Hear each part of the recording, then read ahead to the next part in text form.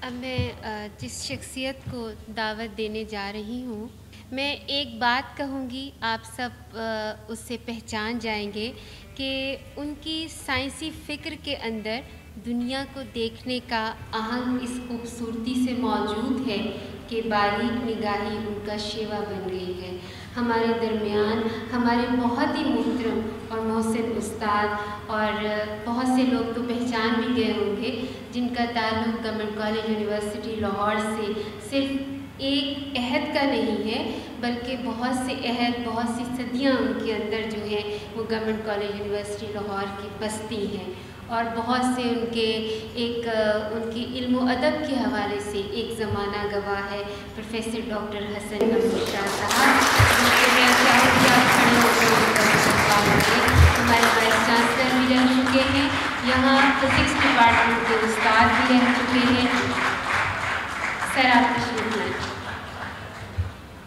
आपका शुक्रिया कि आपने इनवाइट किया, डॉक्टर साइमा आपका भी। और मुझे बहुत खुशी होती है गवर्नमेंट कॉलेज में आकर, जब भी आता हूँ। और आज बहरहाल मेरे लिए थोड़ा सा मुश्किल सा दिन है, क्योंकि मैं लिटरेचर का आदमी नहीं हूँ और मैं इस किताब को कुछ उन हवालों से परख नहीं सकता हूँ।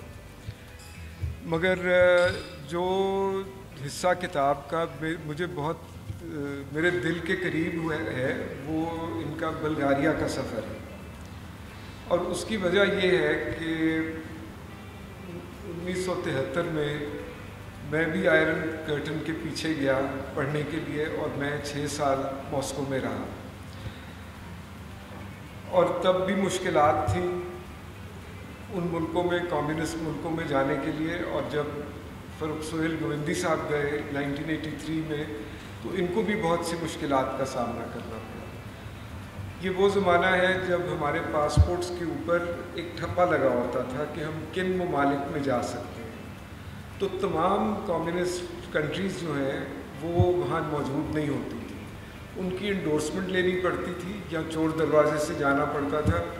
मैं चोर दरवाज़े से गया और 2 साल के बाद इंडोर्समेंट मिली। गोविंदी साहब को मेरा ख्याल है इंडोर्समेंट लेनी पड़ी वीज़ा लेने के लिए, हमको वीज़ा काबुल में मिला था। तो आई थिंक वो भी एक मरहला है कि आप ऐसा वीज़ा या इंडोर्समेंट लेने जाएं, तो उस वक़्त की इंटेलिजेंस एजेंसियां आपका वहीं से पीछा करना शुरू कर देती थी। और मेरा ख्याल है जिनका नाम तब लिखा गया इंटेलिजेंस एजेंसीज़ में, वो उनके पास आज भी मौजूद है, और हम जैसे लोगों को हमेशा शक की निगाह से देखा जाता है। तो बहरहाल आयरन कर्टन क्यों कहा जाता है, ये किताब में भी इसकी एक्सप्लेनेशन है, मगर मुख्तसरन इसलिए क्योंकि ये एक नज़रियात की बहुत एक्सट्रीम किस्म की जंग थी, सोशलिस्ट या कम्युनिस्ट नज़रियात की और कैपिटलिस्ट या फ्री मार्केट के नज़रियात की जंग थी। और कैपिटलिज़म के जो ममालिक थे वो नहीं चाहते थे कि उनके अवाम तक या दुनिया के बेशतर अवाम तक जहाँ पर उनकी इजारादारी कायम थी और आज भी कायम है, कि वहाँ तक इस निज़ाम के बारे में और इस निज़ाम में जो इनकी अचीवमेंट्स हैं उनके बारे में बाकी दुनिया को पता चले। और मेरा ख्याल है गोविंदी साहब ने अपनी इस किताब में भी कई दफ़ा जिक्र किया है कि उनकी अचीवमेंट्स क्या थी, उनकी साइंस में, उनकी टेक्नोलॉजी में। बल्गेरिया एक छोटा सा मुल्क था, उस ज़माने में शायद 8, 9, 10 मिलियन की पॉपुलेशन हो, आज 12, 13 मिलियन की होगी। तो बट बहरहाल इस छोटे से मुल्क ने बहुत सी चीज़ें, एक अच्छा इंडस्ट्रियल बेस बना लिया था। और अगर आज भी बल्गेरिया अपर इनकम मुल्कों में शुमार होता है, तो वो उस कम्युनिस्ट दौर की नतीजे में होते। उस वक्त कम्युनिज़म या सोशलिज़म के सोशलिस्ट जो ममालिक थे, उनमें तालीम, वेदर इट वाज स्कूल की एजुकेशन या कॉलेज की या यूनिवर्सिटी की, मुफ्त थी। हेल्थ, हस्पताल हर किस्म की, सिर्फ म्यों हस्पताल जैसे नहीं कि आप जाकर लाइनों में लग जाएं और आपका कोई इलाज ना हो, मगर बहुत अच्छे मेयार की صحت جو ہے، صحت کے جو ہاسپٹلس تھے وہ موجود تھے، اور لوگوں کے لیے یہ چیزیں بالکل ایک روٹین میں ان کے لیے یہ شامل تھی. تو گووندی صاحب نے ان سب چیزوں کا ذکر کیا. ہم نے تو 6 سال رہ کر یہ چیزیں دیکھیں اور سیکھیں، مگر گووندی صاحب نے اپنے مہینے 1.5 مہینے کے سفر میں بہت سی چیزیں جو ہے وہ دیکھی. اور اسلامی سوشلزم سے یہ پراپر سوشلزم میں چلے گئے میرا خیال ہے. یا کمیونزم میں ہماری تو نہ اسلامی تھی نہ سوشلزم تھی، وہ باتیں تھیں. بہرحال جیسے کہ مینشن کیا گیا کہ لوگوں میں شعور ضرور آیا اس زمانے میں. تو اس عمر میں جب آپ جاتے ہیں تو آپ کے اوپر انفلوئنسز جو ہیں وہ آپ کے اوپر بہت اثر انداز ہوتے ہیں. تو ہماری ڈیولپمنٹ میں جو ہم آج ہیں یا جو گووندی صاحب آج ہیں، یہ جو ایکسپیرینسز ہیں ان کی ایک بہت سالڈ مقام ہے ان کا. اور ایک ان کا جو چیپٹر ہے سب کے لیے سب کچھ، میرا خیال ہے یہ اس سوشلسٹ معاشرے کی یا کمیونسٹ معاشرے کی بہت اچھے سے عکاسی کرتا ہے. اور یہ ایک بنیادی فلسفے کے طور پر ایک basic tenet of political economy of that country کہ سب کے لیے سب کچھ ایک جیسا ہونا چاہیے، طبقات نہیں ہونے چاہیے. تو ایک سفر نامہ جو صرف کوئی منظر کشی نہیں کر رہا مگر ایک پولیٹیکل انالیسس کی طرح پیش کیا جا رہا ہے، جس میں جو طبقات کی جنگ ہے، جو ہم سمجھتے ہیں ایک بنیادی جنگ ہے کسی بھی معاشرے میں، اس کا جو انالیسس ہے وہ بھی بہت خوبصورتی سے انہوں نے پیش کی ہے. پھر ان کا ایک چیپٹر ہے کمیونسٹ بڑھیا کے گھر. اب یہ بھی ایک عام آدمی، ایک عام عورت کے گھر میں انہوں نے کیا دیکھا، کیا وہاں ہے، کیا نہیں ہے. اور تمام سہولیات جو ہیں زندگی کی اس وقت کی، ٹیکنالوجی کی، وہ ساری ہر آدمی کے پاس، ہر فیملی کے پاس وہ موجود تھی. شاید تھوڑا بہت فرق ہو لوگوں میں، ہم نے تو بہت کم دیکھا ماسکو میں، مگر بیسکلی ایک طبقات کو ختم کرنے کی جنگ تھی جو ان سوشلسٹ ممالک میں چل رہی تھی. ان کا چیپٹر آخر میں کچھ میرا خیال ہے باتیں کرتا بھی ہے کہ شگاف کہاں پر پڑے اس سوشلسٹ سسٹم میں.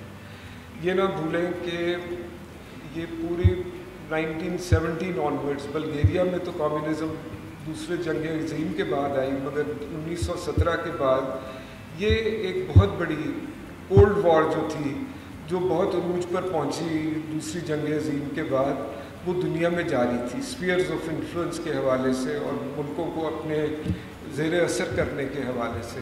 اور بہت سی پراکسی جنگیں لڑی گئیں اس دور میں. تو انقلاب جہاں بھی آیا ہے، انقلاب میرا خیال ہے سب سے زیادہ جمہوری عمل ہوتا ہے کہ اس میں تمام لوگوں کی بہت زبردست طریقے سے ایک شرکت ہوتی ہے. اگر ایران کا انقلاب آج تک قائم ہے اور وہ انقلابی حکومت قائم ہے تو اس کی مین وجہ یہی ہے. اپوزیشن تو ہر جگہ ہوتی ہے، مگر چونکہ یہ ایک عوامی انقلاب تھا، عوامی امنگوں کی ترجمانی کرتا تھا، اس لیے وہ آج تک کھڑا ہوا ہے وہ انقلاب. اور جو انقلاب کے بعد حکومت آئی 1979 میں میرا خیال ہے وہ آج تک قائم ہے. اس میں تو ترکی برعکس ہماری طرح بہت سے ڈفرینٹ ادوار میں سے گزرا ہے، مارشل لاء بھی رہے، جمہوریت بھی رہی، مگر 1926 کے بعد میرا خیال ہے وہاں پر ایک سیکولرزم اور مذہب سے ایک حکومت کی، گورنمنٹ کی لا تعلقی جو ہے وہ رہی ہے. اور شاید یہی وجہ ہے کہ وہ اسلامی ممالک میں وہ ایک بہتر پوزیشن پر کھڑا ہے. مگر میں سمجھتا ہوں کہ جو بھی ہے کہ اگر 1965 میں بلگیریا جیسے چھوٹے سے ملک میں ان کی ریڈیو الیکٹرانکس کی انڈسٹری نے وائرلیس ٹیلی فون ایجاد کر لیا تھا، ان کی کاروں کی انڈسٹری تھی، وہ بس اور ٹرک اپنے بناتے تھے. ہماری طرح وہ ٹویوٹا اور ہونڈا کے پلانٹس نہیں تھے کہ وہ آ کر صرف یہاں اسمبلی کریں، وہ باقاعدہ چیزیں بناتے تھے. ایک سالڈ انڈسٹریل بیس بن گیا تھا. تو میرے نزدیک یہ چیپٹر جو ہے ہمارے لوگوں کے لیے، ہمارے اسٹوڈنٹس کے لیے یہ بہت امپورٹنس کا باعث ہے کہ یہ جو نظریہ تھا جس کے اوپر اتنی لمبی سرد جنگ چلی، اس کی وجوہات ہم کو نظر آتی ہیں کہ ایک ایسا نظریہ تھا جس نے ایک طبقات سے बालातर होकर एक मुआशरा कायम किया, तबकाती निज़ाम को ख़त्म करने की कोशिश की गई। तो फ़र्रुख सुहेल गोविंदी साहब की आई थिंक इस 200-250-300 सफ़े हैं, काफ़ी आपने लिखा है, मैं पूरा तो पढ़ नहीं पाया बल्गेरिया के बारे में, और वो सोशलिज़म के बारे में भी है, और वो ये सब कहानियाँ हैं, और उस सोशलिस्ट दौर की उन 40-45 साल में जो उनकी अचीवमेंट्स थी उनकी बारे में कहानियाँ हैं। ऑफ कोर्स लोग कैसे थे, कल्चर क्या था, खाना क्या था, ये सब चीज़ें तो अपनी जगह चलती हैं, मगर मेरे नज़दीक जो पॉलिटिकल कमेंट है I think that is the most important one. तो I think it's a very important book और हम सबको पढ़नी चाहिए। बहुत दिलचस्प किताब है, बहुत तस्वीर भी हैं, सब कुछ है। तो I think it has much to tell us lot. Message बहुत वाज़ेह है इस किताब का। और उस वक्त का पाकिस्तान भी एक अजीबोगरीब पाकिस्तान था। बेशतर आप में से लोग तब शायद पैदा भी नहीं हुए थे। ज़ियाउल हक का दौर जो है, जिसको हम एक काला दौर समझते हैं, जिसमें जमहूरियत का हर चीज़ का जो है गला जो है वो दबाया गया, लोगों को कोड़े लगे, जिसका भी जिक्र भी हुआ। और सो फ्रॉम देयर जब एक यंग आदमी जब वो जाता है मुल्क से बाहर और दुनिया देखता है, तो आई कैन इमेजिन उसके दिल में क्या एक्साइटमेंट होगी। फिर वो खूबसूरत बातें जिनका सादत सईद साहब ने और नसीम साहब ने जिक्र किया, वो सब चीज़ें भी आप अट्रैक्शंस जो हैं वो भी एक ज़िंदगी का हिस्सा है। मगर ये बचते रहे और अच्छा काम किया इन्होंने कि हम तक इन्होंने अपनी ये सारी चीज़ें पहुँचाई। सो बहुत शुक्रिया जी, आपको मुबारक हो। And I think we should be really thankful to you कि आपने इतनी बढ़िया किताब लिखी है, सफ़रनामा लिखा है। जो सफ़रनामा तो है ही है, मगर एक पॉलिटिकल एनालिसिस भी है उस वक्त का। बहुत शुक्रिया, थैंक यू।